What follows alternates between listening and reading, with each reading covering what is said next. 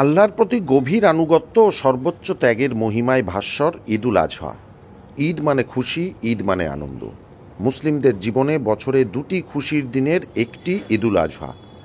এই দিনে কি ধনী কি নির্ধন সবাই যার যার সাধ্যমতো নতুন নয়তো পরিষ্কার কাপড় পরে গায়ে আতর সুগন্ধি মেখে মসজিদ কিংবা ঈদগাহে এক কাতারে দাঁড়াবেন। এটাই রেওয়াজ। রাজ্যের অন্যতম বৃহৎ ঈদের নামাজ অনুষ্ঠিত হল মালদহের সুজাপুরের নয়মৌজা ঈদগাহ ময়দানে। এদিন সুজাপুরে লক্ষাধিক মানুষ একসঙ্গে ঈদের নামাজে অংশ নেন বলে দাবি আয়োজকদের। নামাজ শেষের পর আলিঙ্গন করে শুভেচ্ছা বিনিময়ের ছবি ধরা পড়ল। ঈদের নামাজের জন্যে 12 নম্বর জাতীয় সড়কের যান নিয়ন্ত্রণ করে পুলিশ। নামাজ পর্ব সুষ্ঠু করতে কঠোর নিরাপত্তা ব্যবস্থা নেয় পুলিশ।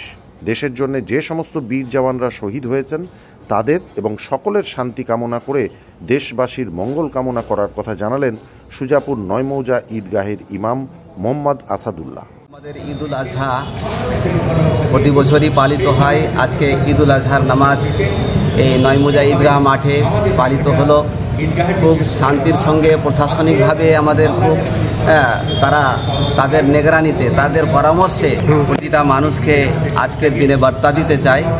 জন্য আজকে দোয়া প্রার্থনা হলো যারা ইতিমধ্যে শহীদ হয়ে গেল দেশের জন্য, তাদের জন্য, বর্তমান জেনারেশনের জন্য শিক্ষা, স্বাস্থ্য, রাস্তাঘাট এবং আমাদের চলাফেরা কৃষ্টি কালচার যেন আমরা ঠিকভাবে করি।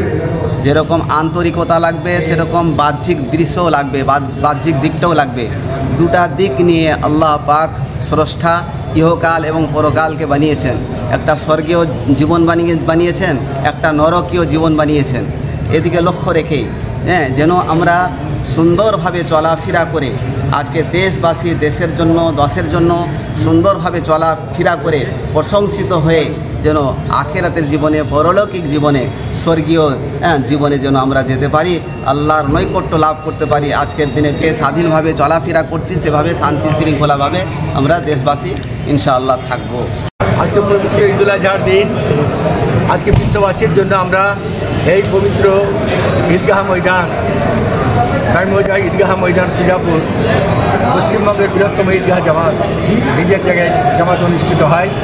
এই জামাতে আমরা লক্ষাধিক মানুষ একসঙ্গে আল্লাহর কাছে প্রার্থনা করলাম যে পশ্চিমবাংলা সহ ভারতবর্ষের সাম্প্রদায়িক সম্প্রীতি যেন সুস্থ থাকে, দেশের মানুষ যেন আমরা শান্তিতে বসবাস করতে পারি এবং দেশ যেন আমাদের এগিয়ে যায়। এবং আজকে আমাদের বিশ্ব মানবতার জন্য, সারা পৃথিবীর মানুষের জন্য দোয়া হলো। আল্লাহ পাক এই দোয়া কবুল করবেন, এই আশা আমরা রাখি।